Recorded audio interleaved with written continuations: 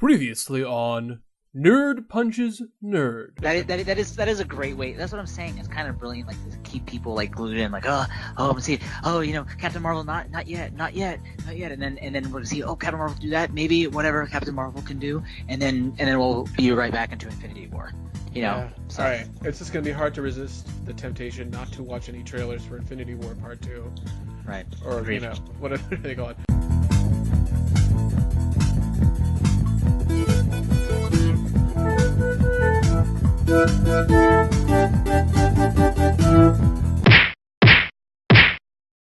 Hello and welcome to Nerd Punches Nerd, the only podcast where a bunch of nerds pretend to physically fight over minor pop culture minutia. I'm Jeremy here with Benji, and of course our very special guest, Sam, the man, the Avengers, secret weapon, the guy who have seen all the Avengers movies, but not all the Marvel movies because that would be crazy. Welcome, guys.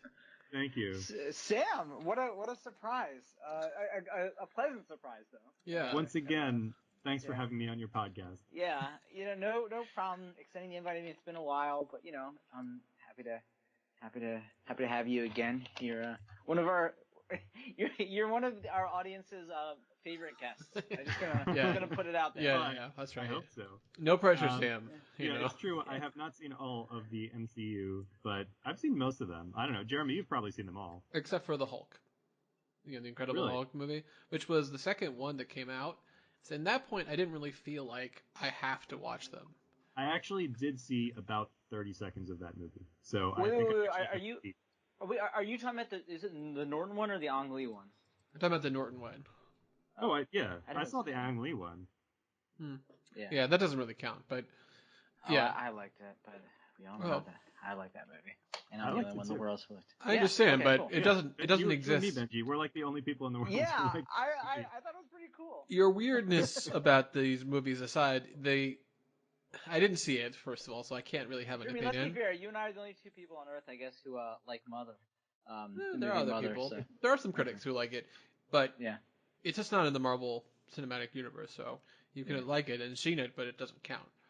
Right. And the thing is, like, as I just kept watching every other Marvel movie that came out, I never really felt the need to go back and watch Incredible Hulk, especially when they replaced him with Mark Ruffalo. Right. It just was like, right. It didn't really feel necessary. And the little clips I saw on TV every so often were like, this looks bad. But anyway, I have seen everything. So today, of course, we're going to be talking about the latest Avengers thrill ride, Avengers Endgame, or Avengers 4.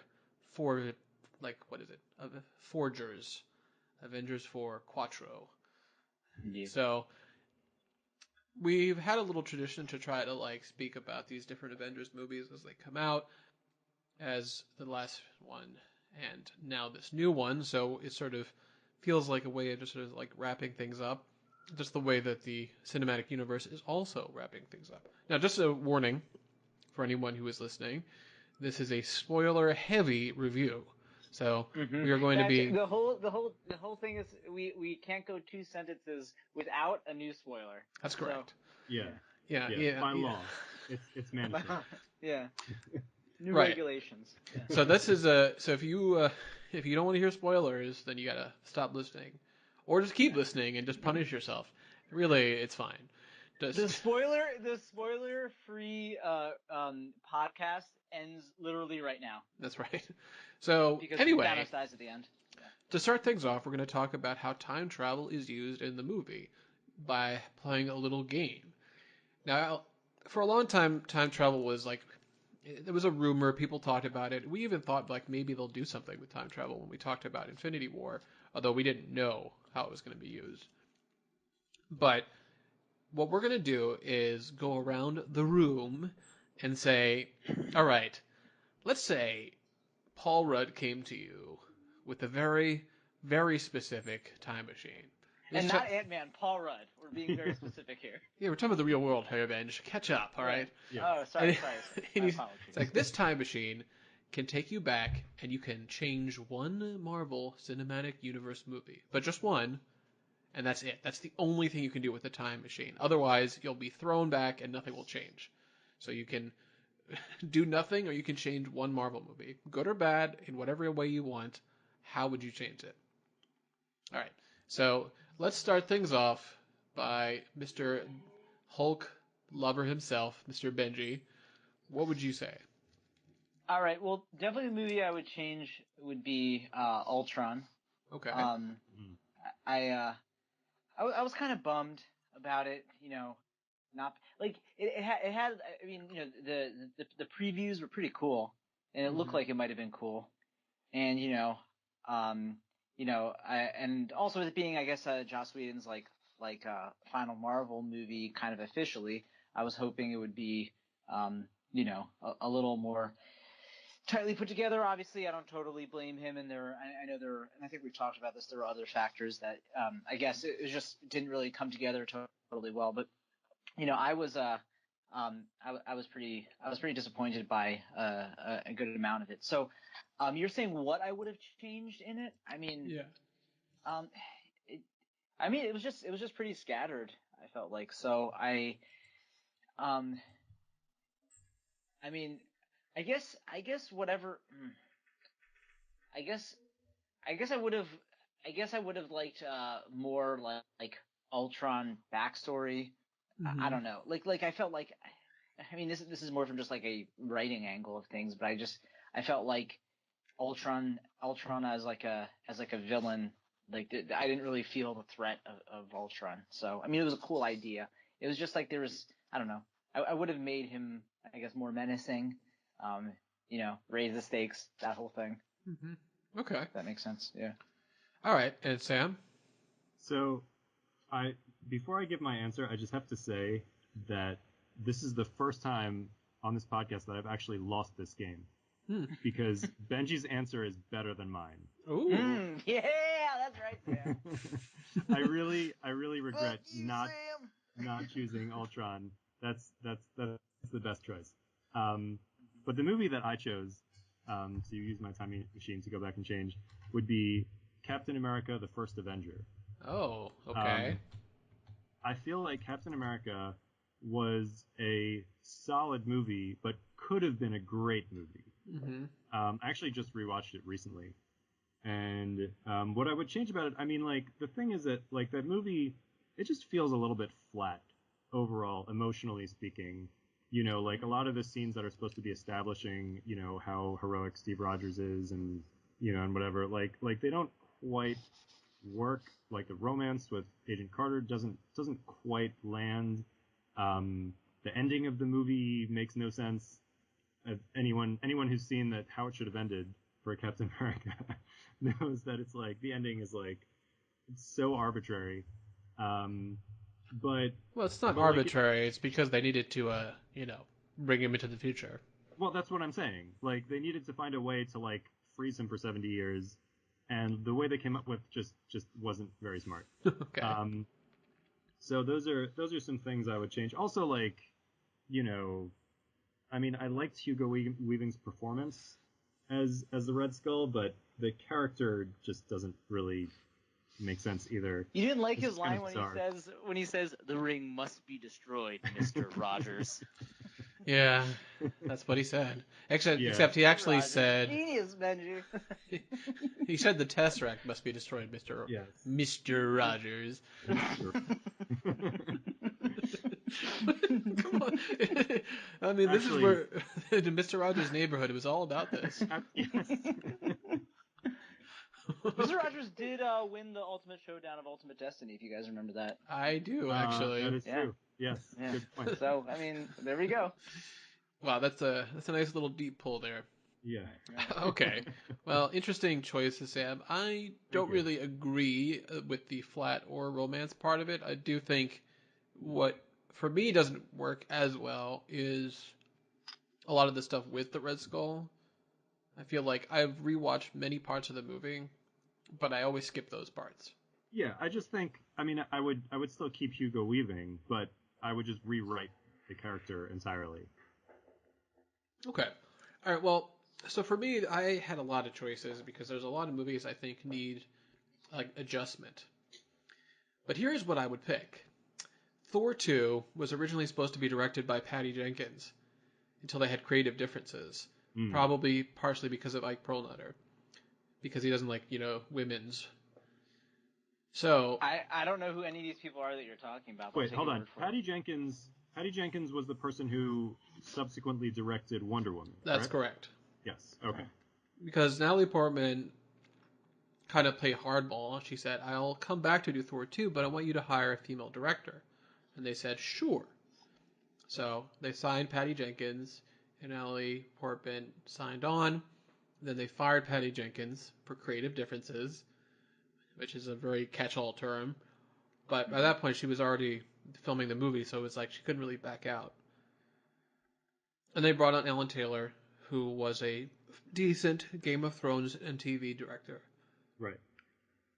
But he clearly didn't have like any kind of real ability to push back against the studio. I mean, he was not. It was like his first like feature, so I don't really blame him for that. But he just didn't. Yeah. So I would have liked to have seen, at the very least, the good version of Thor 2 with the original director. I did think about Thor, like some of the Thor movies, briefly when you when I was thinking through stuff. It's just I don't like remember it as I think I just saw parts of it. So yeah. I mean, there's a lot of issues with Thor 2. So I mean, there's no point in me getting into saying, all right, well, they need to make the Dark Elves less, boring. They need to give Natalie Portman more actual lines to say. Yeah, Right. it's like there's 100 things I could complain about, but I feel like a good catch-all is just don't fire the director that ended up directing a pretty decent movie. Yeah. Right. Yeah. I mean, yeah. So, anyway, let's get started with our actual discussion of Avengers Endgame. Dump. Anyway, I think we need to start by the classic Yehudah review. Yes. Yes. As we all The know, all-important Yehudah review. Yehuda's a big fan of watching movies, and he's an even bigger fan of comic book movies. He has like what we call the sliding scale of comic book movie enjoyment. And basically, the worst score he ever gave a movie it was all right, which was for Suicide Squad. The first Thor movie. Woo, that is generous. That was a good demonstration of the scale. Yeah, the first Thor movie he called great, and he definitely enjoyed it. So it's not like he was lying. But so I asked him. And so after he watched the Guardians of the Galaxy movies and some of the best ones, he was just like crying with delight for a month straight. Is that what happened? Sure. So I asked him, "What is your one sentence review of Avengers Endgame?" And he says, "It was awesome." Okay. All right. Yeah. So that's fair, Yehudah. That's fair. Yeah. That is fair. Yeah. And he definitely enjoyed watching it. It's always an adventure to watch it with him, because he was like, "That's actually based on the splash panel from the Infinity War comic series." It's like, oh, that's right, because he's like really really deep into he like knows the universe really well, like the comic universe, right? Yeah. Right. Yeah. That's kind of cool. Yeah. So that was pretty cool, and of course, what I know is an unreasonable amount about the movie and all the interviews that were done afterwards and all the plans that Marvel has announced.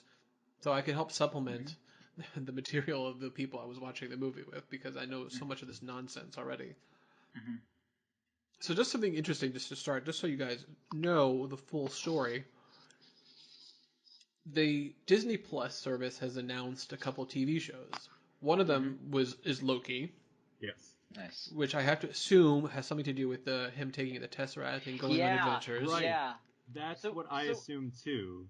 Yes. I didn't know there was going to be a show, so actually I thought that was going to be either like the thing that was gonna be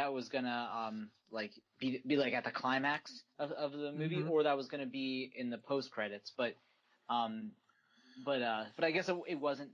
But I guess it has to do with the right. So the show probably. I knew there was going to be a show about Loki, and as soon as I saw that, I was like, oh. Yeah. So presumably the show will either take place in like an alternate timeline that has now been created due to this like meddling, or Loki will somehow like make it back to the main timeline. Right. Or maybe both. I mean, or both. Yeah. I mean, they might play with that, which would have make sense you for Loki, right? have you seen the new Spider-Man trailer, the Far From Home one? Oh, No, I did not. Do you mind if I just tell you a little thing that happens in the trailer? Why is Loki in it? No. But it's not. Jeremy just wants to talk about it. No. It actually is relevant because all right. Here's what happens in it. Nick Fury says to Spider-Man that because of the snap, there was some kind of warping effect on the universe, and this guy Mysterio has actually come from a alternate dimension, another version of Earth. Mm-hmm. Right. So that means they've already and he does that 360 introduced move through the ropes in the ring. Yeah, basically. Ooh, what a joke, Rey Mysterio. Oh, Yeah. did you get that, Sam? Oh, yeah, Sam. Of course I did. Stuff. You know, yeah, I used to watch sorry. WCW. I was more of a WCW than WWF guy, so I knew Yeah, exactly that's who right, Rey Mysterio that's right. Jr. was. Junior, Yeah. by the way. Rey Mysterio 619. Yes, of course. 619. That's what it was, right? Yeah. Right. So Yeah, nice. one of the things that was annoying Anyway. about the Loki thing is that the Disney Plus reveal, they talked about these shows before the movie came out. So going into Endgame, I was like, I already know there's a Loki show. So when I saw him take the Tesseract, I was like, oh, okay. Although, I mean, I liked it. The thing is, I would have liked it a lot more if I didn't already know that there was going to be a show. Right. Because I feel like I guess I liked it the most. it was kind of like a spoiler. I did, actually.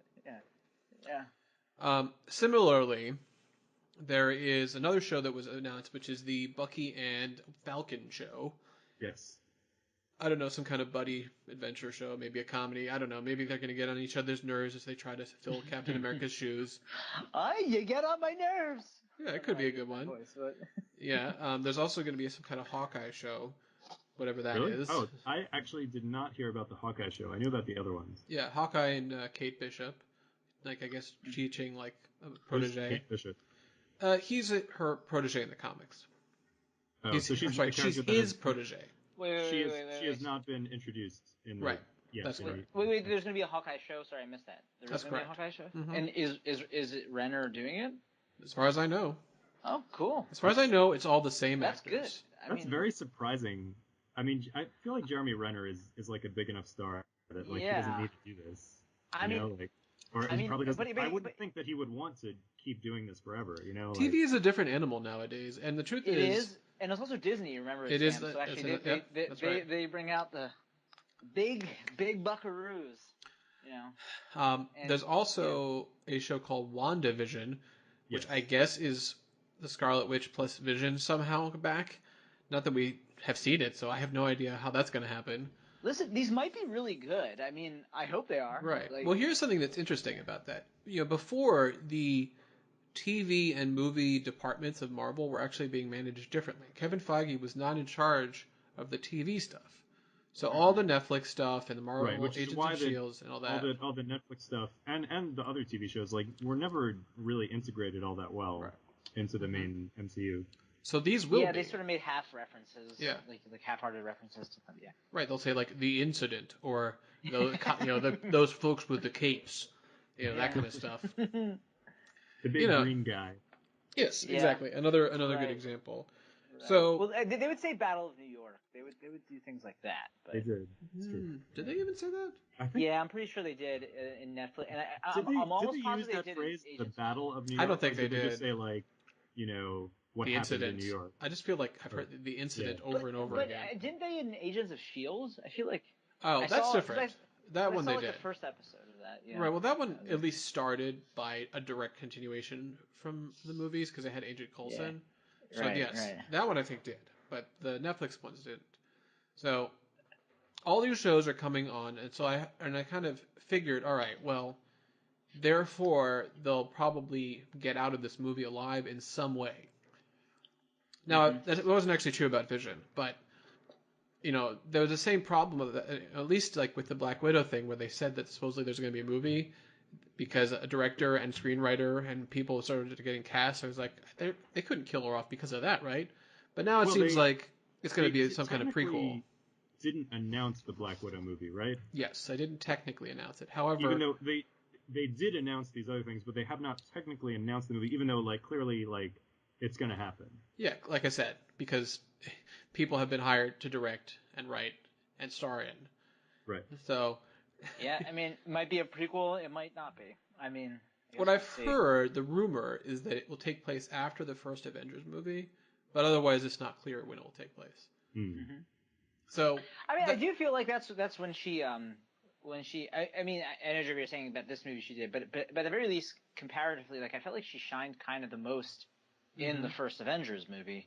Again, maybe you can say this one as well, but I'm saying Black Widow's character, I mean, she had some cool stuff and some cool Whedon lines in there. That I thought Whedon clearly had a good sense of how to use her in that movie, anyway. That's what I'm saying. So yeah. I agree. She probably she's kind of at her peak in the Avengers. I feel like she's pretty good in Captain America: Winter Soldier also. She is. I agree. But that's true. They do. Those two movies really kind of highlight her the most. And she's so good. She's so good in the Avengers. Yeah, I'm not even talking about Scarlett Johansson or them. I'm just talking about the way the character's written. I mean, obviously that adds to it, but I'm just saying in terms of how well she's utilized. I mean, you're right about Winter Soldier. There is a little bit of that, but in the first one, I mean, also, I mean, just that scene where she's getting interrogated was just such a terrifically written scene. Yeah, it's just the way fun. they did that. It's just fun. Yeah. It's a fun scene. He's like, Colton, what are you doing? I've got this guy telling me everything. No, you're not telling everything. he's like, I didn't give everything. Yeah, right. Now, apparently, so Yehudah's wife is Russian, and apparently she said she could not deal with that scene because the Russian is so bad. Oh, of course it is. So you know how Benji, you're like a Song of Ice and Fire nerd. She's like a Russian nerd. She cannot watch movies with bad Russian in them. Yeah, that's sort of analogous to my thing, but okay. Yeah. I know what you're saying. I mean, considering the fact that anytime I've ever seen a character speak in Hebrew on a TV show and it's been awful, that doesn't surprise me at all. Unless they actually are Israeli. Jeremy, remember that reminds me of what was the show we were watching in New York, the Israeli show, and when they that one were actually trying to speak in English. Oh, remember right. they were trying to do the New York accent. That was funny.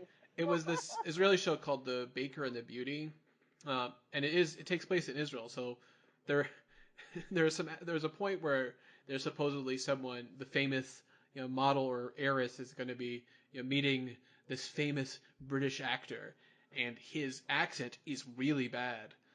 It just no, it was like a Hollywood. It was like the Hollywood producer. That was really bad because he's doing like a fake, terrible Jewish accent. It's like what? I guess that goes to show just because they're coming from Israel doesn't mean that they could do like the American Jewish accent. Yeah, that's true. They're like, hello, I am American Jewish producer. No, they were trying it. They were trying an accent. They were, but it was bad. But maybe that's how we sound when we do an Israeli accent. So well, some Israeli actors actually can do American accents well. There's an actress on Jane the Virgin, Yael Groblas, who basically you wouldn't have necessarily have guessed that she wasn't American. Oh yeah, she plays what's the character's name? Petra, yes. Right. And on the Lucifer show that just came out on Netflix, there's an actress named Inbar Lavi, who's also Israeli, and she just sounds American also. But in the case here, though, I feel like, that's incidental. Anyway. Yeah. Back to our topic. Anyway, the Black Widow movie, right? That's what we were talking about? Yeah, so... Future Black Widow movie. I think that in Endgame, there's a lot of focus on her in many points. They really give her a chance. And really they do this with all the original Avengers, to have emotional through lines. They have they have arcs. They have moments of breaking, of joy. It's like a whole basically all the original Avengers have an arc in this movie. So Jeremy, I'm gonna actually disagree with you on that one. Really? I kind of feel like Black Widow didn't get enough of an arc. Well, she didn't get enough of a focus, what she deserved as one of the 6 original Avengers. Wait, that most of the others did. Sorry to interrupt, but maybe let's maybe let's formalize it a little bit, where we just go around say our favorite parts and not favorite parts, because that's included in in our general impressions of the movie. I don't know. Okay. All right. Yeah. Cool. Yeah, we can come back to this. Yeah. Because I feel like we should go through the different characters and things like that. Yeah. All right, Benj, what are your favorite parts? Oh, me, I didn't see it. No, I'm just joking.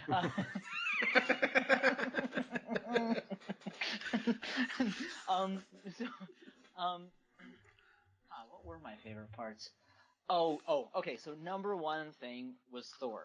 Mm-hmm. I mean, that was just terrific. I think, I think everything about from Chris Hemsworth's just really showing up as he has been for the past like I guess since Thor Ragnarok, and really being able to kind of seamlessly transition into this character.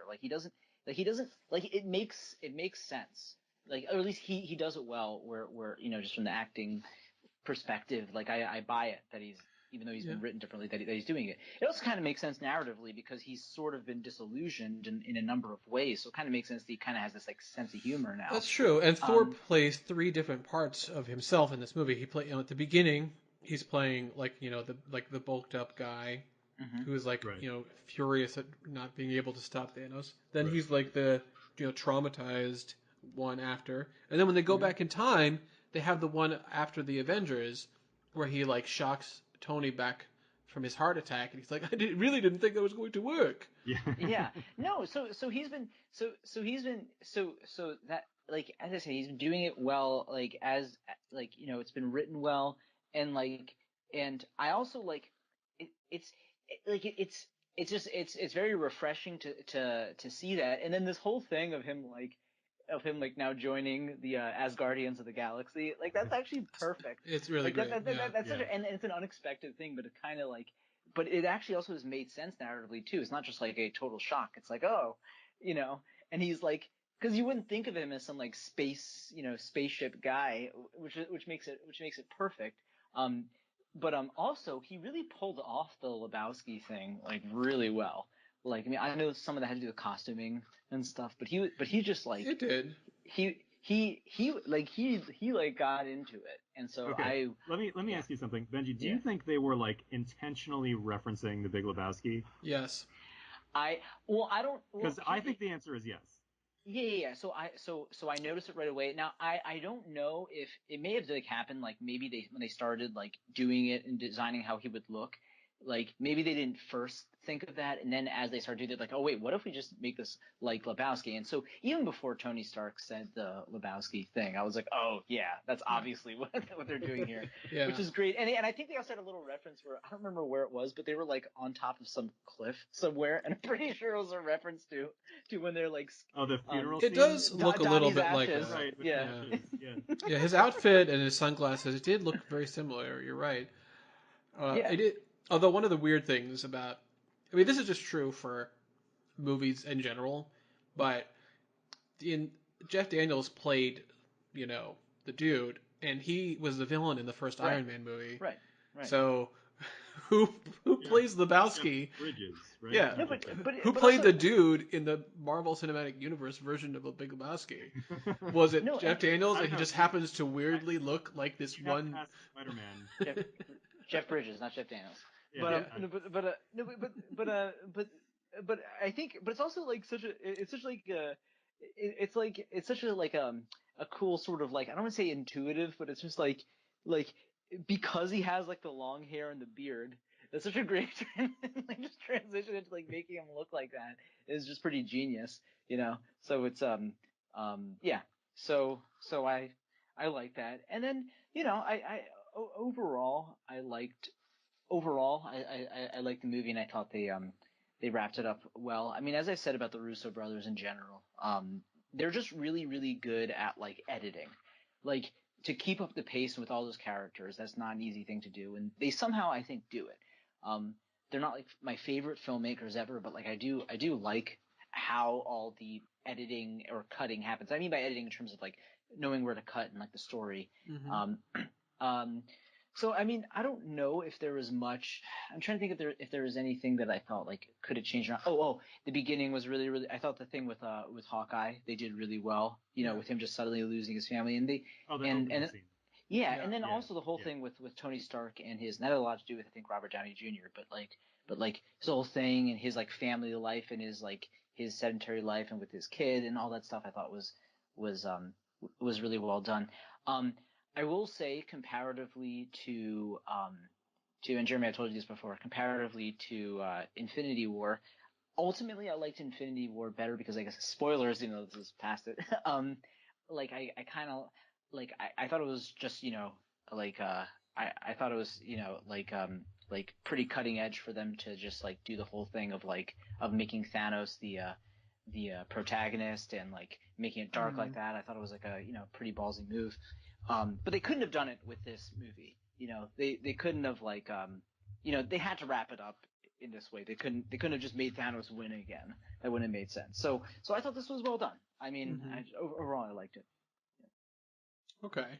Well, yeah, I think that's a good point. I mean, I remember after the movie, I said to Yehudah, "Did you ever imagine caring so much about the stuff that happened in Thor 2? Because that's where they flash back to, Right. where they go to Oh, Asgard." that's right. Yeah. And he said, "Yeah, no, I really didn't." That was good too. Yeah. Yeah, I mean that whole thing and that scene where he's trying to explain the history, and everyone's like, "Oh God, this is so embarrassing," except for Paul Rudd, who's like, "Yeah, oh wow, what a story." Yeah. And that was a lot of fun. Yeah. Oh, so sorry, Jeremy, you're giving your favorite No, favorite yeah, parts. Sam, go ahead. Okay. So I mean, I definitely agree with Benji. Like everything with Thor was great. It's fantastic. Um, I mean, I thought overall, I really liked the movie a lot. I thought it was very satisfying on an emotional level.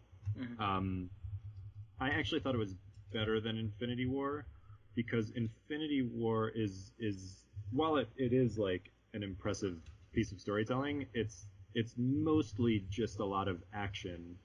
It's almost like nonstop action, and there's not so much of the more like character stuff that this movie has a lot of. So I kind of felt like this movie was more like meaningful than Infinity War. Not only that, Yeah. Sam, but I also think that the action in Endgame is far superior to Infinity War. Yes, I agree with that. I think the choreography is better. The the action scenes are a little more coherent. So like I mean, and it's probably because they just had more time to do it because like they filmed the two movies at the same time, but obviously because and then they did some reshoots. Because this one came out a year later, that gave them the opportunity to really like refine it a lot more. That's true. Other things I liked. I mean, obviously, like the obvious things, like Captain America wielding Thor's hammer, like that was amazing. Yeah, that was the Mjolnir. That was it, awesome. It was actually like almost identical to that scene from The Force Awakens with the lightsaber, where like you think the lightsaber is gonna go to Like Finn, Luke, and like instead it goes to Rey. Yeah. And it was, I mean, like that was cool, but also like you kind of like knew, or at least like I guess like some people were like, well, of course Captain America's gonna wield Thor's hammer, but like and they had like even hinted at it way back in Age of Ultron. Yeah. But even what was so, the hint again? All right, so here's the specifics of that. Sorry, let's Sam finish because actually I don't want to. Okay. Yeah, no, I mean like there's a scene in Ultron where like all the different Avengers are trying to lift Thor's hammer and like none of them can move it, and then like Steve Rogers like it starts it to a little. It like squeaks, and then Thor's like, It, "What?" it like wiggles, and Thor's like, "What?" And then like he doesn't actually pick it up, but like it kind of hints that like maybe he could. Right. So let me just give this part as the follow up to that, because I listened to this interview from a few years ago with Joss Whedon, and people were asking him questions, and someone asked, "How come Captain America wasn't able to wield Mjolnir?" And he says, "Oh, he wasn't." And then, and then Kevin Feige and the Russo brothers have both said that their perspective is Cap could move the hammer. It just once he realized he could, he stopped. He chose not to. because he's like, that makes oh, sense. I That don't makes so want to much embarrass sense. Thor in that moment. That makes so much sense. Mm-hmm. I like that. I really like that a lot. And it was, I mean, like that moment is just like so amazing. And like the other like obvious stuff, like when everybody's coming through the portals and like that he's gonna say Avengers Assemble, but he says it and it's just like like. I actually there was one moment that I missed and I only found out about it afterwards, which is also like right when everyone's like coming back and they're coming through the portals. And like the first thing you hear is on your left. Falcon. Yeah, and he says on your left. I missed that when I was watching the movie. I didn't hear that line. But then when I heard about it afterwards, that's what he said. I was like, of course, because that references back to Civil War. No, That's Winter right. Soldier. Yeah, The Winter Soldier. That's right. References back to Winter Soldier. And it's like, and there's so many things in this movie, like obviously the flashbacks to the particular movies. Right. But also like even the things that aren't flashbacks, but are just like little hints at things from earlier movies. Right, like the elevator scene. Oh my god, the elevator scene. That was good. That was so brilliant. That got such a great reaction when I saw it. Everything about that was so brilliant. When he walks onto the elevator and you see it's all the same actors It's all the same actors from and then the huge laugh when he after Hail Hydra and he just walks out with the suitcase. And it's so smart. It's so brilliant. Oh my god, that was a terrific. Really like a lot of this stuff with Steve Rogers when he was doing the time traveling, like when he faces off against himself, because then they get to reference back to the like I can do this all day, and he's like, oh yeah, I know, like, like rolls his eyes at himself. It's so brilliant. Yeah. Well, and also I don't know if you know this, but Cap actually curses quite a bit in this movie. And that's kind of like an interesting kind of thing because he never doesn't seem like Captain America, but in a lot of ways it's almost like he's more understanding of what is and isn't like moral. Like he was sort of like a stick in the mud in some ways, but now it's like who cares about that? That's not what makes you a good or a bad person. Yeah, but all of that stuff with Captain America was so good. Yeah. And I mean like I just really love the way that this movie was in some ways just like a love letter to like the entire MCU. Yeah, definitely was that. Yeah. A million, all the cameos, like insane cameos. Like they got Robert Redford, Rene Russo, Tilda Swinton, God, who else was in this movie? Like so there were so many. They brought back all those people from, like I forget the character's name, but Frank Grillo, who was like the bad guy in Winter Soldier.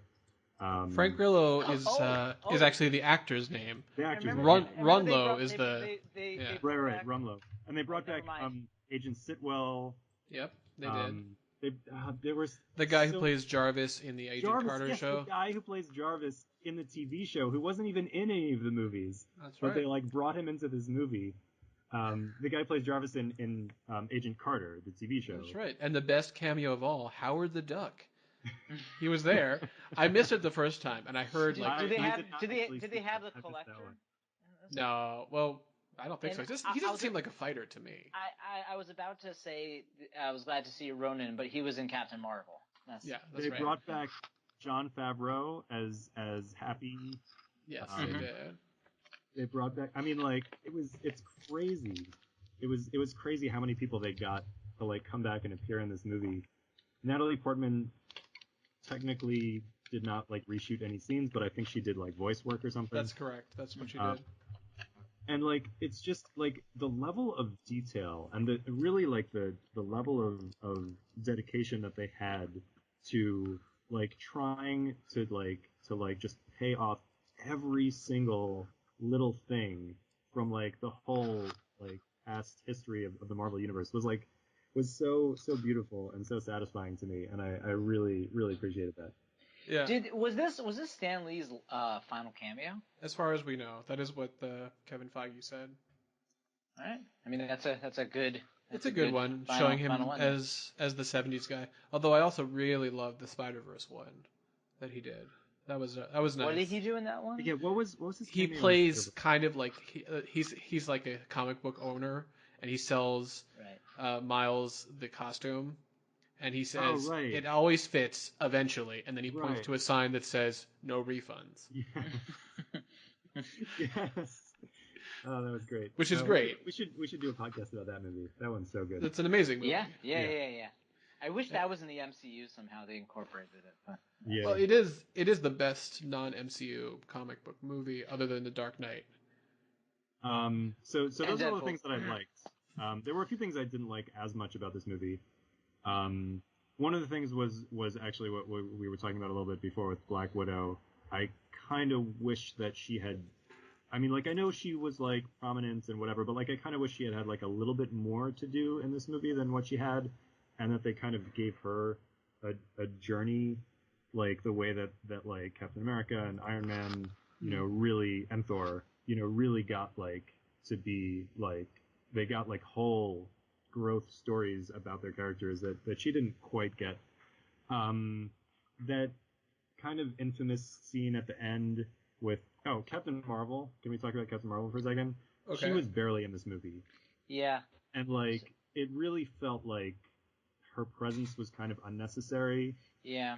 Like they were like, agree. "Oh, Captain Marvel, she's gonna save the universe," and then like she shows up and she like does some important things, but like she's like barely in it.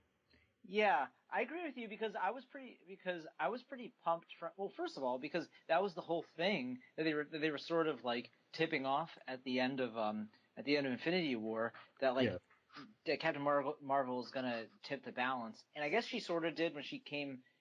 When she arrived in the battle, she was crucial in the battle, but it wasn't anywhere near of like the build up, and I really liked Captain Marvel movie. Yeah. Apparently, it was filmed after. Yes. Right. Yes, I heard that she filmed this before she did the solo movie. Yeah, she actually said that she felt like she didn't really have a good sense of the character until the Captain Marvel movie. Right. Yeah. Right. Even so, I would say there were two moments I did like with Captain Marvel. One with her Peter Parker interaction. I like that one, where she says like, "Hi, I'm Peter Parker." Like, "Hey, Peter Parker, you got something for me?" I like that one. Yeah. I could see there's like some personality there. I also liked when Thanos headbutts her and she doesn't move, and like she like smirks at him. I like that one too. Right. Yeah. No, that was cool.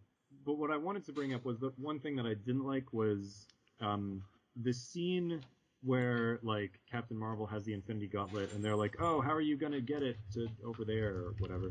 Yeah. And she's like, "Oh, I have some help." And then like you see That's all the like not female exactly what characters. happens, but you're close. I know. Whatever. I only saw the movie once, Jerry. Okay, fair enough. But like you see like all of the women of the Marvel universe essentially, except for the ones who are currently dead. Right.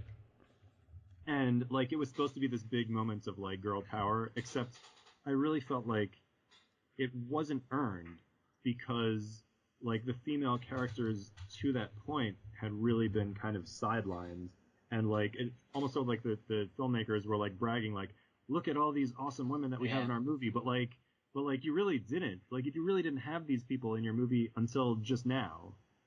So like that felt like a little fake. And it wasn't necessarily about them. That's in fact, I mean, if you want to put a finer point on it, I mean, the movie was kind of about like different guys being like dads and husbands. Yes. in a lot of ways, which I think There's a lot of father-daughter stuff in it. That's for sure. Which they did well. Yeah. What about Gamora? Now, what about Nebula? Other than Nebula, the Nebula. Other was than like Nebula, Nebula was Nebula like they did do stuff. Yeah. Clearly the one female character who really was like central in this movie. But I do want to say, on the positive side, seeing Valkyrie flying around on a fucking Pegasus was amazing. Yes. Like it was. She's just like zipping around, just like kicking ass, just like it was just awesome. Oh, they did have. I guess also my point before. I guess there was like there was like the mother son stuff though too, because there was Thor. Because they didn't have Anthony Hopkins in right? No, they did not have Anthony Hopkins. Anthony Hopkins. No one's gonna get that joke. Yeah, Mary Poppins wasn't in this movie. No, that's true too. But no, we're talking about a Peter Serafinovich video. that Jeremy and I watched that. Hey, it's okay. He plays a character in the MCU, so it counts. No, well, so, but unfortunately he wasn't in this one. No, but saying, the Ragnarok already kind of resolved. That's the reason that Anthony Hopkins wasn't in this movie was because he really kind of had his own send off already. Yeah, in Ragnarok. In Thor Ragnarok. It would have felt like kind of weird to bring him back after that. Well, no, I'm just saying to balance that out. Obviously, there was this big like family theme sort of thing going on, and I guess they already addressed it with Quill. So maybe they just felt like they didn't need to for this movie. But anyway, yeah, no. But back to your point, Sam. I was just saying I kind of agree with you. I think Captain Marvel, obviously, and then with this movie in particular, they could have had more. But maybe Black Widow will be better in that regard. That's what I'm hoping. Yeah. My real issue. I should say I haven't seen the Captain Marvel movie yet. I'm certainly planning to see it. I heard it's good. So, yeah, I think you'll like it. I really think you'll like it. I have nothing against her character, and I'm excited to see that movie. But I just didn't really like the treatment of her in this movie, considering like how prominent she should have been. Yeah. Mm-hmm. Well, I guess my issue with the girl power moment was the timing and like how it felt inorganic, because like just as a counterpoint, the first two times I saw the movie, there were pretty decent crowds, and when they first showed up, she says she'll have help, and then all these people show up. There's like huge cheers at that point. Mm-hmm. But my issue is then like you see that Mantis walks on, and then there's Gamora and Nebula, and it's like it felt like staggered, like like it wasn't organic, like that they were all there to help out. And also, why did Captain Marvel need help? She didn't need help. Right. I mean, she just broke through the entire ship. She's gonna be fine going through the entire army. Right. I mean, I did like when Captain Marvel went head to head with Thanos and basically fought him to a draw, and like the only way he beat her was by actually like pulling the Power Stone out of the gauntlet.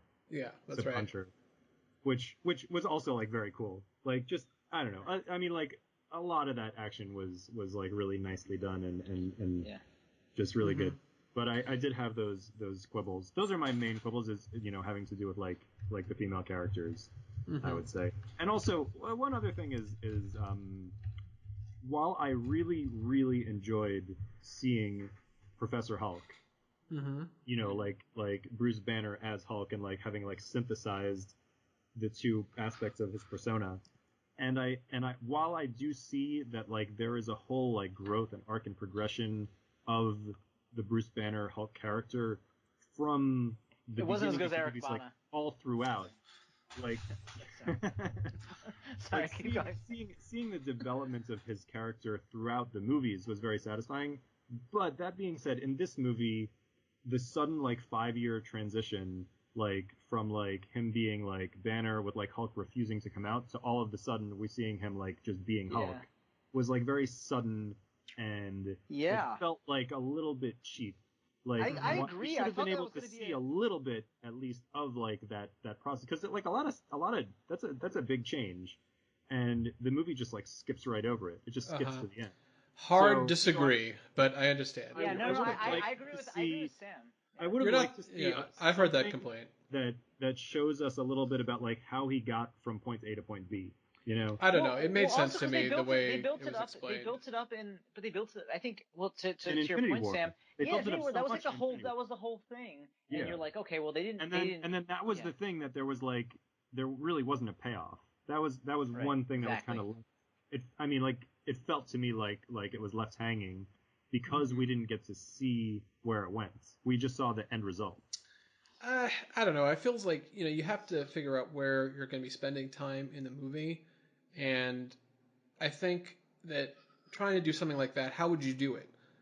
Where would you have the time spent? Well, they didn't need to spend all that time with his like hilarious little antic in the diner, which was sort of funny. But I'm saying is like that could have been time spent for something for Hulk. He talks. That's when he talks about it. Like how he reconciles it. But listen to what you just said, Jeremy. He talks about it, right? That's telling, not showing. Right. Zing! Gotcha. But I think that part of that is what you're seeing is his interactions with these kids is because he's become like a sort of figure, like if a figure No, that's like. but we I didn't get see it. Like that. you see what he's become, but I would have liked to see The a little bit of transition. how he got there. Right. Like, what was the thing he discovered? Again, yeah, he sort of talked about it. It was just like because they really built it up in Infinity War that there was something going on internally that he needed to like work out. And I mean, is what he worked out that he just became himself. Or whatever. I mean, it wasn't. All right, so maybe I'm like sort of between the two of you. I'm more to the Sam side in this, but like they did sort of show like a little bit of like he was like, oh, I came to terms with just being both. But yeah, I think they could have done more with that, but whatever. Well, how would they have done it differently? How should they have done it They differently? could have had a flashback. They could have, Flashback? The whole thing was a flashback, kind of. So like, It really wasn't, though. It would have been very difficult for them just based on how they chose to structure it. So I understand why they didn't, but it felt like in Infinity War they were suggesting somewhere that the story was going, and then like we didn't get to see like how that got resolved. We only got to see that it was resolved at some point later on. Yeah, I guess I just don't see this as like a major problem it's because not major, but if we're looking at like the things that we think could have been, I think if there are standout things that like didn't have a payoff, they sort of built up. It was the Captain Marvel thing and the Bruce Banner transition. I understand because of the way they chose to structure it. It would have been very hard for them to actually show us that. But like that was something that I felt like from Infinity War kind of like got dropped a little bit in this movie. Okay. Yeah. So Jeremy, what about you? All right. Well, I've been writing down a couple. Wait. I'm sorry. I have one more thing. Yeah. Which is that before we get to Jeremy, I apologize. One other thing that I was a little disappointed about was that like they didn't do a good job of showing the consequences of half of all people disappearing. Really?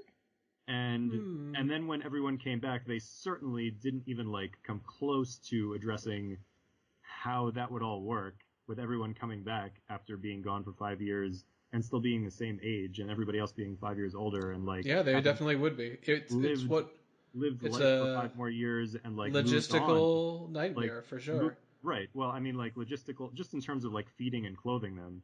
But like even aside from that, just like getting back into their relationships from people who like moved on 5 years ago. Yeah. Like well, we know like, there's going to be something like parents that. who like or like children who like grew up without their parents or parents who like moved on without their children or like Sure, like for example with Anthony Russo at the beginning of the movie, how he's talking about how he moved on from his husband, right. and he just started dating someone recently. Yeah. And like just like a few days later, his husband's gonna come back. It's gonna be like, oh, this is awkward. So imagine that. Except imagine if instead of him just like starting to date someone else, imagine if he married someone else, which I'm sure happened. Right, that would be awkward. And the movie just kind of decided not to even like. Well, there's no reason for the movie to get into that at this point, Right. But you show snippets. Like, that's like the kind of thing that follow-up movies make more sense to get into. So I understand why they didn't get into that, but I do feel like they didn't, other than showing the big like like memorial for all the people who died, like they didn't do a good job of showing like how the world was impacted by all those people disappearing. I don't know that I agree. I mean, I don't agree. I know what you're saying, Sam. It's just like they did spend some time, and again, it's like they showed how the main characters, how the protagonists were impacted, but just like showing like regular people. They did. When Scott Lang is in San Francisco, he's like going through this neighborhood, and it's all like, all messed up. They're like cars with missing wheels. And they go to the sort of like Thanos Anonymous group or whatever they go to. Yeah, I mean they didn't 100% ignore it, but I kind of felt like they glossed over it. Well, I will say, and Jeremy, I don't mean to keep interrupting or what you're gonna say, but I will also mention this that like by and large this was an issue that I had with it, but like I would say in terms of just me talking to like random people and or different people I know or friends or whatever about the movie, the main complaint I've heard from people is their use of the time travel stuff, which I didn't have an issue with. But it is interesting that like that's like something that people have sort of nitpicked about. which I find sort of fascinating. Oh, I have a lot to say about the time travel, but that's in defense of the time travel. All right, so well, we can wait on that. Yeah. We'll get into that in a little bit. Yeah. I just want to hear what But Jeremy. Jeremy, I'm sorry, I want to give you the chance to to say. All right. Well, there's a couple of things here. So of course, I really thought, this, like, the Hulk was very entertaining. He was very funny in this movie, but he was also very good in other places. I mean, in general, I just thought he was really funny. Like when he's like joking to Paul Rudd about time travel, and she's like, "You are joking, right? I don't know. This is time travel. Either nothing's a joke or everything is." And then when he comes back after, like, pissing his pants, he's like, "Time travel." Just yells out time travel with a big smile. He's like, "I just think that this is absolute win," which is, by the way, turned into a big meme now. And that was great. His ridiculous dabbing thing, that was funny. And I also like when they go back in time and they see old Hulk smashing things, and he just like puts his, like, he goes, "Oh man," Right. and then he's like, he like half-heartedly like punches a car. right, no, that was Yeah. great. That was good. Yeah, he says, he's like, please, maybe you can smash things. Like, well, I think it's kind of gratuitous. And the thing is, with the old Hulk, they like kind of overdub his voice and everything. But here, it's Mark Ruffalo. He's like, rug.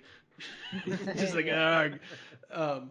So that's one thing. Another thing that I really liked is that, unlike a lot of the movies in the MCU and comic book movies in general, it feels like there are real consequences here. And they stuck to their guns about it, at least for now. Yeah. Iron Man is dead. Vision's still dead. Captain America is older. He can no longer be the Captain America anymore. Yeah. The world has changed. If they had just like reversed time and it was all the same, that would have felt cheap. But the fact that it's 5 years later. Jeremy, can I ask you something on the subject of consequences? Yeah. When they first approach Iron Man and ask him to help them with the time travel thing, and he's Yes. like, "Oh no, I can't. Like I have a life, I have a wife, a daughter, whatever. I can't risk it." Like Yes. at first we think what he means is like, I don't want to fuck with the timeline because I don't want to like disappear this future where I have a family. But like then it Yes. becomes clear that that can't be what he means because that's not how time travel works in this universe. So is the implication then that he's like just not willing to risk his life because of his No, family? not his life, his family's life, because he's worried. Like, what happens if something gets screwed up? Who knows? Like, for example, Thanos that comes forward and they have to prevent him from destroying the universe. That could easily be screwing up the present. Okay. All right. I guess I'll buy that. Although that seems like a little bit of a stretch to me. But Well, yeah, but I mean, I he says to Cap, because get they back couldn't what we possibly lost. anticipate Great. something crazy like Thanos from the past jumping forward to the future. No, I don't think that's what they were anticipating. It was just like things can go wrong, Right. and he's like and that's like the unintended consequences. He's just not sure. That's why he says to Cap, get back what we lost. Great if we can. Keep what we have. That's the priority, Right. and maybe not die in the process. Which is interesting that it was those two saying that. Yeah. But, yeah. So I think that was okay. The implication there. you're saying is just that like you don't know what's going to happen. Something crazy could result in like the whole like the other half of the world could be destroyed or I don't know. Yeah. Something. Right. Okay. I guess. Okay. I get it. Yeah. I'll accept it. When I went to see the first screening, like the first advanced one, when they said 5 years, like people just like gasped at that years thing. Yeah. That was great.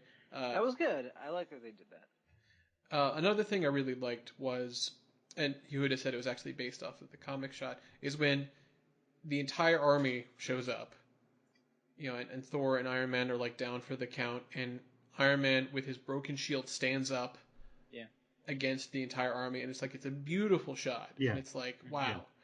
This is like, and that's one of the reasons why it feels okay about his ending. Because this is a case where he's like, I'm going to I know this is the end, but I'm going to sacrifice myself for the world, even though that's not going to make any difference. And so, like, that's why his final choice of being selfish for the first time in his life feels okay. Because that's something I said to Yehudah which is like, he's like, I feel a little weird about Iron Man sacrificing himself. And I said, think about it this way: what the movie is doing, the most selfish character in the entire MCU, which is Iron Man, does the most selfless act.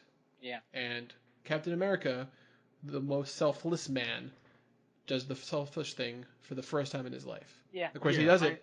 He does it I've heard after some everything is complaints fine. that people Yeah. had about Captain America's choice, and they're like, oh, it's not in character and whatever, blah blah Yeah. blah. And my response to that they is built like, it no, up. like he earns this. Yeah, I thought it was really good. Like I thought Yeah, and it's I not thought it like, made total sense for him to do that and show up there. Like I don't know, it worked for me. it's not like he stayed in the past before they stopped Thanos. When he first like sees Peggy when they're going back in time, he's like stricken. He doesn't stay there. That would be out of character. Right. So that's another thing. One of the big like moments where I just like grinned was when they go to Avengers and they just showed 2012. I'm like, yes, I see Yes. exactly where this Yeah, is yeah, going, yeah. and I love it. Yes. I was like, really like, yeah, this is such a great choice. They showing the actual year, and I was like, yeah, I really appreciate that. So now one of the things we already mentioned, like how great like Nebula is in it, like Karen Gillan, just as among many great acting, like that one scene where past Nebula, they're saying, you can change, and she's like crying and says, "He won't let me." Yeah. And it's like, it's kind of like heartbreaking because she really believes that. She really, and the Nebula role could have, I mean, that could have easily been a role that sort of, in some sense, it is like sort of overlooked, but that could be a role that very easily gets like sort of like doesn't shine or anything like that. And I think, I mean, again, I think this case does have a lot to do with the acting. I mean, she really, I think consistently has been really good as Nebula, because also it's not a very like sort of like over the top, flashy, fiery role. It's like it's a kind of understated role in a lot of ways. And they do a good job, and also because you can see her sort of rivalry. Not her sort of. She has a rivalry with Gamora, but she's kind of robotic too. So it's like Right. so Well, she they plays address both as well.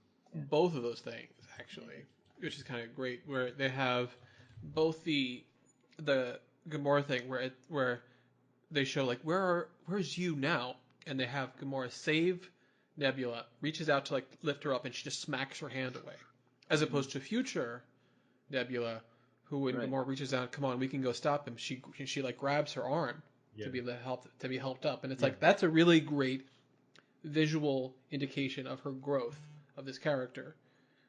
Well, it's even like I mean the same thing with Thanos too. Like Thanos was different. The Thanos who had achieved his goal was different than the one before, which was kind of interesting to see. Yeah, I'll get to that one in a second, Okay. but Yeah. So that was nice, and also like the whole robot thing, like she kind of commiserates with Rhodey about how they're both kind of handicapped in a different way. They both have to, they have supplements, and they said, and he's like, yeah, I wasn't always this way too, but you work with what you got. Yeah. It's a great thing, to say. And like that's another thing, like even with the Thor thing, I really appreciated how at the end of the movie he was still out of shape, but he still was, he kicked ass. He was still worthy, which they make that point. And I was like, I like that. Yeah, I appreciated that. Now, in terms of the Thanos thing, one of the things I really liked is that unlike a lot of the think pieces, this movie was very clearly saying, no, Thanos was not right. Right. And in fact, when as soon as he thinks like, oh man, I lost, I might have screwed up in some way. I'm just gonna remake the universe because he's just he's like petulant, selfish asshole. No, you're right. I totally agree. They just sort of revealed who he was and how he's just like, I'm gonna enjoy like destroying this planet. Like you just get like it's sort of they did a good job of sort of stripping away like no, he's not just this like tortured philosopher's soul, or philosopher that you could do. It'd be like he actually wants things to go his way to a to a extremely murderous degree, and and just doesn't like anything going in his way, and yeah, no, you're totally right. Right. It was always a really radical. Love that the movie found a way to sort of bring him back and have him be like the antagonist again, and just like okay, we're gonna get another shot at this, but like we're gonna have to like do it right this time, and it's the same but it's different, Like, I mean, it just the way they struck, and also just the mere fact of like the complete chaos of like fucking with the timeline, where like, oh my god, like now Thanos is in the future. I mean, which is the present, and like, Yeah. Well, like their that's plan true. was completely shot to hell. And like in ways that were really surprising. I thought like it was really a clever script. Yeah. And Well, I still I still agree with all that. Even though I was saying how I liked how they made him this like protagonist in the first movie, like it doesn't mean he's doesn't mean that they should show him as justified or whatever. In fact, that's why the impact is even better. When you just show like, no, this is him all along. It's his whole thing. He's just a horrific being. Yeah. So anyway, the other thing is, and I know you were saying you had some complaints about Black Widow in it, but I mean, I really liked a lot of what they did with her.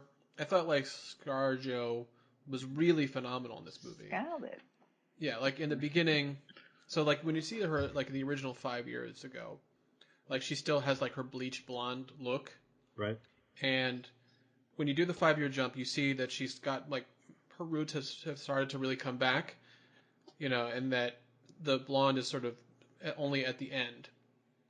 And yeah, just for the record, 5 years is more than enough time for her to have, like, I'm just thrown saying out that hair it's a completely visual 100%. it's a visual metaphor, Sam. It means at some There's no point way she she would still stopped. have blonde in her hair unless she It was still doesn't dyeing matter. it for like the first 4 Yeah, of those 5 it's years. 5 years, Sam. At some point, she's. There are so many funny things to be said right now that my head is just jamming with all the funny things that are going on. So, yeah, like just there's so many amazing things about the movie, but it's so amazing how just her roots were just Oh my God. they were showing. All right, you know what? Shut up. Because what my point is actually a good point, and you're being an asshole. So, because one of the big themes of the movie that Frigga, Thor's mother, is saying is like trying to reconcile the idea of who you're supposed to be with who you are, and that's a visual metaphor that we're seeing with her. Yes, The no, thing 100%. is, You're totally right. Yeah, I pointed this that was out. just funny when Sam points out that it just takes it takes you much shorter to do that. Who cares about how long it takes? I know, That's Jeremy. it's a stupid complaint. Anyway, the point is that there's one point in the movie where her hair becomes completely red again, and that is when she falls off the Soul Stone ledge, because it's like the blood is in her hair, and I feel like that's a very strong like visual metaphor also. Yeah. This kind of in the like sense of it referencing back to like how her character first appeared, like when she was first introduced into the MCU. yeah, like this sort of idea that like her whole goal here over the last 5 years is like she's been struggling to try to make the world like right again. That's like she says that, and to dye her hair properly, but yeah, because like could be, that like could be a little spin-off Jeremy, series. okay, so Benji, jokes aside, do you think that was like a visual reference to her line in the Avengers when she says she has red on her ledger? Ooh. Yes. There you go. Because she talks about that she is trying to like make up for things. She's trying to bring people back. That's like everything that she's been doing. I'm trying to keep kind of run the Avengers in the meantime, and it's part of like trying to do something good. Right. Right, which is part of her larger character arc of like her entire motivation is like basically doing penance for like the bad things that she has done in the past. Right, and she says to Hawkeye, I don't judge people by their worst mistakes, like you didn't for me. Oh yeah, well, and that's why they're Right. so close too, also Right, because right. they both have a similar background. Yeah. I really appreciated that a lot. I just think like she was like really, really good at this. I mean, in general, the acting was really great, and I noticed a few things like rewatching, like saying like it's gonna be fine. It's still like a conversation between Pepper and Tony, and then she repeats that at the end. We're gonna be fine. We're gonna be fine. You can rest now. Yeah. Which is like going back to the conversation. where she says, "Are you sure you're going to be able to rest?" Yeah, definitely like kind of hits you. It's an intense also thing. just there and in that scene, like when Black Widow does die, I really legitimately didn't know who was gonna die in that scene. Yeah, like they really, and in fact that worked well. That worked well with like the music, in the background, like not giving you cues as to what's gonna happen. Yeah. So it was just, yeah. Yeah. So I kind of felt like, I didn't want to see her die, so I was kind of annoyed by that. But it was also like killing Hawkeye would have been the easy choice because I didn't care about him as much, Right. and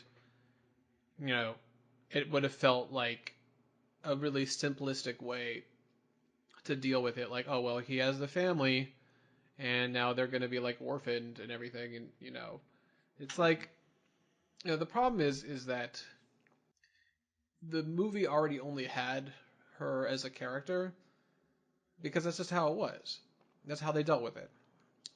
And these are just choices that were made, and it's not, you have to look at it like how you know, the studio was like pushing things at the beginning, not wanting more female characters. Like the Wasp was actually a character who was part of the original Avengers. Yeah. Really? Mm-hmm. So I mean, these are things that could have been done, but there was a concern. It was like a risk about getting away from these things, and Well, that's why they did it a probably little bit not. differently. Probably. I mean, probably not anymore. I mean, maybe. I have no. I have I no don't think idea. there's any issue But I anymore with think that stuff. by this point. I Also, mean, Captain Black. Marvel was very profitable. Also, I mean, the cool thing about Black Widow is, I mean, she doesn't have any superpowers, right? Right. Right. At So least not in the movie universe. She doesn't. okay. So do you guys want to talk about the time travel thing, or did you have more you want to say, Jeremy? No, we can move on to the time travel. Yeah. So I want to hear Okay. Sam's defense, or is So- this another installment of Sam's complaint corner? I'm just wondering. Sam's complete corner. This is actually not a complaint corner. Well, aren't you complaining about what other people are saying? Ah, damn it! You ruined it, Sam. I am. This is Sam's defense corner. All right. Sam's Where I defense defend corner. the movie against where I defend the movie against the wrong attacks that people are making against it. Sounding like a wrong, complaint corner now, Sam. Wrong critiques. He's complaining against the So complainers. People have said that the time travel in this movie doesn't make sense, even though they explain very clearly in the movie how time travel works in the universe. Right. The way it works, the way time travel works in this movie, is if you go back in time and you change something in the past, that creates a branching timeline where that thing was changed. But when you go back to the future, you go back to your future where that thing was not changed. Mm-hmm. And that is consistent in every instance throughout the movie, where like people go back and like things change, but like the things that change for like some other timeline that we're not seeing. And like when the people come back, they come back to a world where that thing in their past was unchanged. The only difference is they might have a physical item that they've brought forward, or in some cases a person who's come forward, and that changes the present, but it doesn't change the past of that timeline. So, Right. The only instance where that is somewhat contradicted is when it comes to Captain America at the end of the movie. Oh, is that right? Because I feel like it's consistent with what you just said. So Captain America at the end of the movie goes back in time, and then we see old Captain America, who has lived through the entire 70 years, or I guess it's more than 70 years, it's probably like 85 years or something, right? That he was gone. Now, according to the logic of the movie internally, whatever timeline Captain America had gone back to and lived out his life would be an alternate timeline and not this timeline. That's so correct. Therefore, that is what happened. He could not have lived his entire life in this timeline that we understand as the main timeline. Right, and he didn't. that what must have happened is he must have lived out his entire life in an alternate timeline, and then as an old man somehow traveled to our timeline from that other timeline. And it's if not you, really. If you assume that that's what happened, then it all makes sense and it's all consistent. Yeah, but that actually is consistent. No. Because we already know. That answers it well. Because he has the pin particles, so we know that he can travel multiple places. That's like the whole point. Like they don't like say, okay, you're gonna go, now you're gonna go to the next one, then the next one. They just say you're gonna go all at once and you'll just do all of them. And we already seen that they're able to travel from one place to another because when they're in 2012 Avengers, they travel back to 1970. Right. So we already know you can time travel between, timelines. Right. So because of that, he could have just said, all right, well, now I'm done. I'm going to do that, and now I'm just going to return basically. So basically, you have to make that assumption. Yes. Now, that being said, apparently the writers of the movie don't understand that.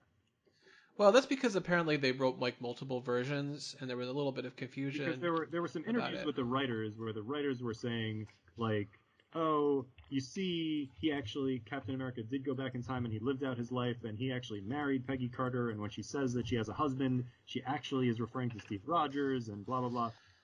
That doesn't work. Like, that would be consistent with a different version of the movie of time travel, which is not the version of the time travel that was. Because it is true, they never say the name of Peggy's husband. Right, but in our timeline, it clearly was not Steve Rogers. Yeah. So that's like the actual writers of this movie are going around spreading misinformation, which is making their movie seem like it doesn't make sense. But if you ignore them and assume they're wrong, then the movie actually does make sense. Yeah, I know. And like I said, because apparently they were working on multiple one ones. complaint. So Benji, you can do Sam's complaint corner. Jeremy, do you have it queued up, or do I need to do it? We'll just keep going. Yeah, let's hear it, Ben. Okay. Sam's complaint corner. Okay. So, and Jeremy, maybe you can explain this because you're good at explaining things that I find problematic in movies. I guess we'll find out. Okay. So, it's established Captain America went back in time 85 years, lived out his entire life, came back as, an 85 years older person. He looks very old. Yes. The thing is, so clearly Captain America ages over time. Maybe he ages more slowly than a normal person, but he does age. Right, because of the super serum. So why does Bucky not age? Oh, well, that's actually, he went through a completely different process. But didn't Bucky also get the super soldier serum? Isn't it the same thing? Not exactly. It was some kind of modified thing, and he was put into some kind of suspended animation, and he was only taken out like in the 80s or 70s or something. No, that's not even it. It wasn't even that. He basically was taken out and put back in, and taken out and put back in. That's what they said so in Civil War. They basically kept him in cryogenic stasis for like years at a time when he wasn't like on a mission. That's right. So he never his aging process was like delayed by these like periods of time that he was just like in suspended animation. Yeah, that's right. Okay, so that makes sense, except for the question of like why would they not just use him all the time? What do you mean? Like why would they ever put him in suspended animation? Why wouldn't they just continuously use him on missions? Because he was a specialized resource, and they had to use like the special code words to make sure that he fell in line. And it was always like a risk. The longer you use him, the more likely he might get his memory back. So you needed to use him for like specialized missions. Like we need to assassinate someone, and it needs to be done, and then we'll throw him back in. So I actually had thought of that idea of like maybe he was just like put in suspended animation, for years at a time between missions. Right. I just didn't know if like there was any, evidence of that in universe. Yeah, well, that's from the Civil War, basically. Do they say that in Civil War? And Winter Soldier. In Winter Soldier, do they say that he was kept like in reserve? I guess they do kind of say that. Don't they? No, they do, and they have like a little flashback. Also, that explains how Bucky can appear to be not aged and Steve Rogers was. Yeah, they have a whole thing where they say like he's like their like the secret assassin. He just like shows up every so often. Right. They do say that he's this like urban legend kind of thing, that he just like shows up and like disappears, and there's like all these stories about him. So okay, all right, good. So I feel like we have answered the critiques of this movie and the ways that people wrongly claim that it is inconsistent or doesn't make sense. Right. Well, and I did love that line where they're like, "Did you base your idea about time travel off the back?" Tell me you didn't base your idea of whatever the line was time travel like, on Back to the Future too, No. and he's like, no. Paul Rudd was also very funny in this movie, just in general. But I mean, that's not a surprise. Yeah. Right.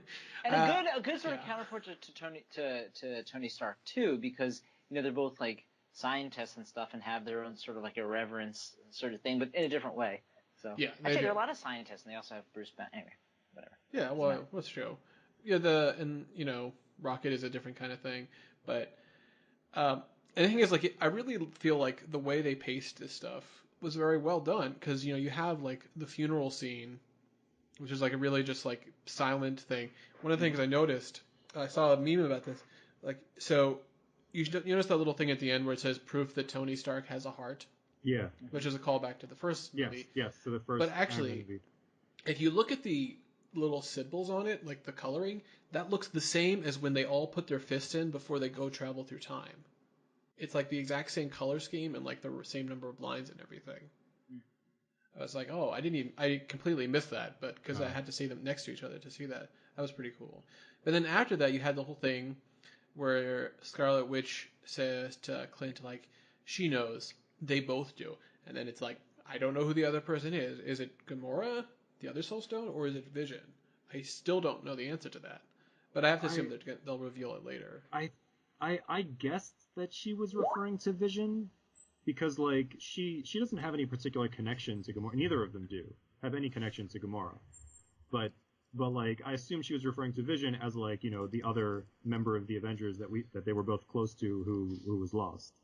Yeah, that's my thinking. But anyway, so that was like, they had the thing and they had the scene with like, Jon Favreau and, Morgan talking about how she wants cheeseburgers, which is the same thing Tony Stark wanted when he came back in the first Iron Man when he was rescued. And then it switches over to like Thor giving, Valkyrie, the Your Majesty thing, and then the great thing with the Asgardians of the Galaxy, which is a really clever turn of phrase. That scene is comedy. It's comedy genius. It's like like the Chris Pratt and Chris Hemsworth like playing off each other. It's so great. Of course. That of course escalation is so good because they're just saying like, it's like you should fight each other for the honor of leadership. And then he's like, yeah, that sounds like a good idea to me. And then Rocket says, well, I've got blasters unless you guys would rather use knives. And then Mantis like, ooh, yes, use knives. It's like, oh no, it's not necessary. We're not going to be knifing each other. Ha ha ha ha ha. I mean, we all know who's really in. He's like, yeah, we all know who's really in charge. Me. Oh yes, of course. Of course. And then he has a of course. And that third of course has gotten the laugh. Of course, the three times I've seen it. That line is always like it's like clearly like they've gotten so much better at understanding like what Chris Hemsworth can do. Because the thing is like in this movie even he goes from the different points where he's experiencing like real like heartache. I mean I thought that scene in the beginning where he's like, I can't go with you. I'm not going to do this. And he's like drinking his beer while he's teared up. And Rocket says, there's beer on the ship. And he says, what kind of beer? And it's a funny line, but he's also like, he's like so sad. It's like, that's really well done.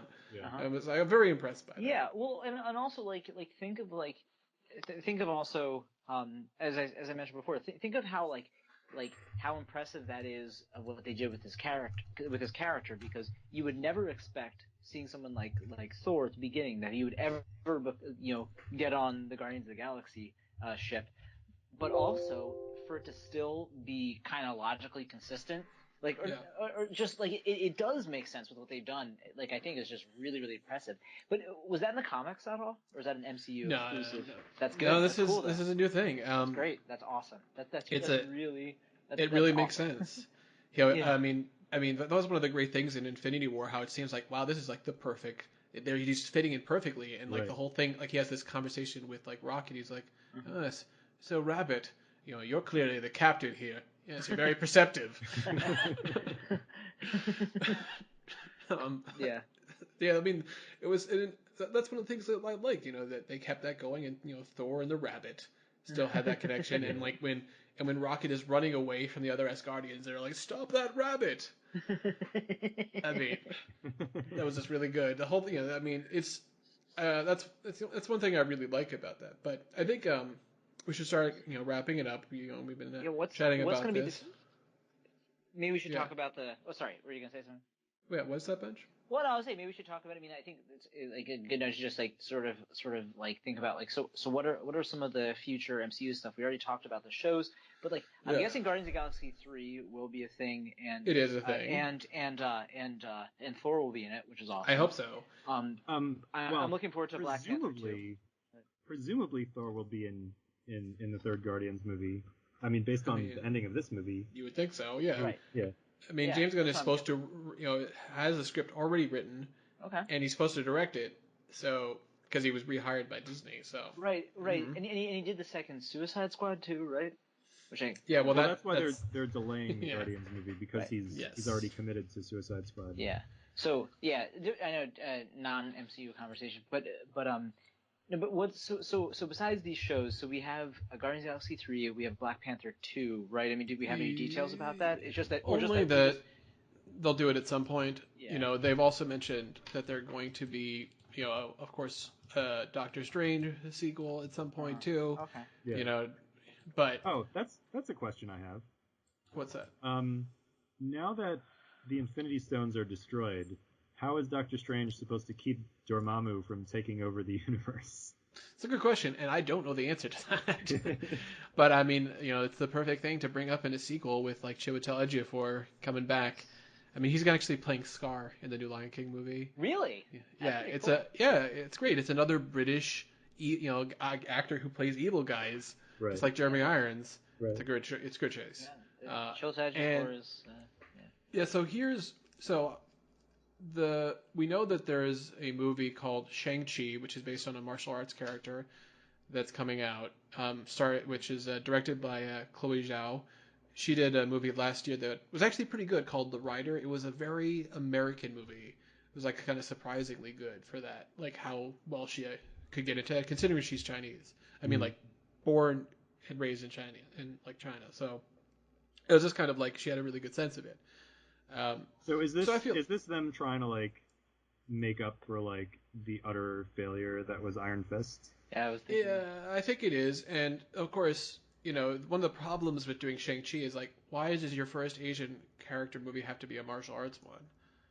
It's like, I mean, like I've heard some people say that they should have done Namor, like Namor the Submariner, because he's just like some random, sea guy, and if you just made him Asian, I don't think it would be a big deal. Yeah, I understand. Or you're talking about like in the MCU. I mean, the whole thing is about action, though. So I mean, I agree with that. I agree with that sentiment a lot. But if it's about like action, Namor is like he uses like the power of the sea. I'm talking about your earlier point. But yeah, actually, that is a good point.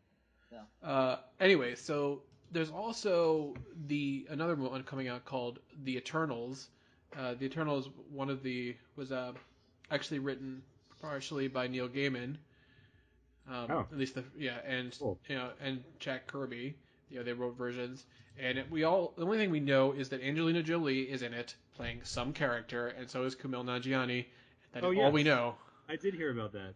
I was not expecting to see Kumail Nanjiani being a Marvel superhero. Well, I don't know what he's playing. Well, remember they have Paul Rudd, so I mean, they can use comedic Paul Rudd people. got in some shape. He got in some real good shape, that's for sure. And then, well, I mean, even Robert Downey. Well, Robert Downey Jr. is a different story. But I mean, I'm definitely bummed that there's no more Jessica Jones. But whatever. Yeah. I thought that was the superior one amongst the Netflix shows by far. But I love Jessica Jones, although actually I haven't seen the third season. But, there's no third season. That's because it hasn't come out yet? No, well, there will be, though. Right, there is a third season, right? It's coming out this summer. It hasn't come out. Oh, really? Okay, that's why. Oh. Yeah, there you go, Benji. Hey, happy awesome. birthday. There's going to be more Jessica Jones. So I guess the thing is with them canceling all the Netflix stuff, they're still going to Yeah. do some of the stuff that they've developed, and then Yeah, I mean, this is the last one though. This okay, is but it. okay, I'll take it. That's fine. I mean, yeah, and maybe they'll do a movie at some point. I don't know. But Yeah. Anyway, so any final thoughts as we wrap things up here? well, I mean, it's cool. I mean, I've been thinking about, and I know we did the podcast within the past few years of just revisiting that, like what your next few years will look like, though, starting like 2012 or 2011. Remember that, Sam? We were looking at, of course. and a lot of those have happened. Some of them haven't, but we're almost at the end. I think the only ones that haven't happened, there was like Sandman and yeah, I'm gonna look it up. What your next? Sandman. That's definitely never happened. Well, those were already listed as sometime in the future anyway. Right. Now, and the thing is, like, some of this stuff is actually on the DC universe. Like, they have Swamp Thing, which apparently is a really good show, and Doom Patrol, which just finished its first season, which apparently is also a really good show. And apparently they really stuck it to the Grant Morrison weirdness. That's good. I'm happy. Yeah. I'm happy. What was I'm trying to look up the Jimmy, do you have the image that I'm talking about? What, the one from before? Yeah, I mean, are you just talking about like our little image from the stuff into the future? Yeah, if you look back on Nerd Punch's Nerd, you can see that I have like a list there. Well, I'm just trying to pull it up on my computer, see if I can see it, but whatever. I mean, Okay, let's close with this. Yeah. What are you most looking forward to next in the Marvel universe? I think as of right now, considering the fact they wrapped all of this stuff up, and I kind of am begrudgingly accepting, that they're incorporating the X-Men universe into the MCU. Like, I just know there's, that's the way it has to happen. So that's not 100%, right? There definitely will have X-Men in there. Oh, is it? Yeah, have they like said to be definitely that they're going to incorporate X-Men into the MCU? Oh, of course. It's just not clear exactly how or when. Okay. So right now, out of everything, in terms of the immediate future, and especially with also with Jessica Jones being like wrapping up and Avengers wrapping up, stuff like that, I'd say Black Panther 2, actually. Out of all of those things, maybe Guardians of the Galaxy like right below that. Yeah. Okay. Well, yeah. For me, definitely, I'm really looking forward to Guardians 3 above everything else, just because I love the first two so much, and I was really like not looking forward to it when we thought like that James Gunn wasn't coming back. Right. But now it's like, oh wow, yeah. So I'm really just excited because like what with this multiverse and other options that they're doing, there are all these like potential things that would be really cool to explore, and trying to deal with like hoping they don't just ignore the consequences of things. And apparently, in this trailer for Spider-Man, they really are talking about it. Like, Peter Parker is trying to deal with the death of Tony Stark and how it's affecting him. So I haven't watched the trailer. Do they address at all the fact that like half of all people have aged 5 years and the other half have not? They didn't bring it up, but they did say that Ned was one of the people who was snapped.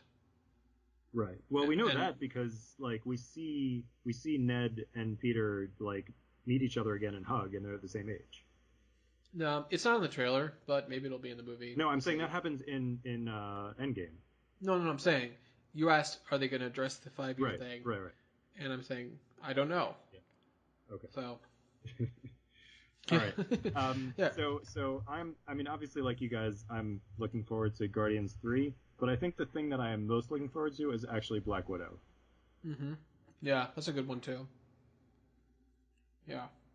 Definitely want to see more from her. She's really great. Yeah, that'll be cool. All right. Okay, guys, this was a really good session. I feel like we had a lot of great points, etc., and so forth. This was our end game of the podcast right now. Ooh, zing. All right. Until next time, guys. Nerd you later. Nerd you later. Nerd you later.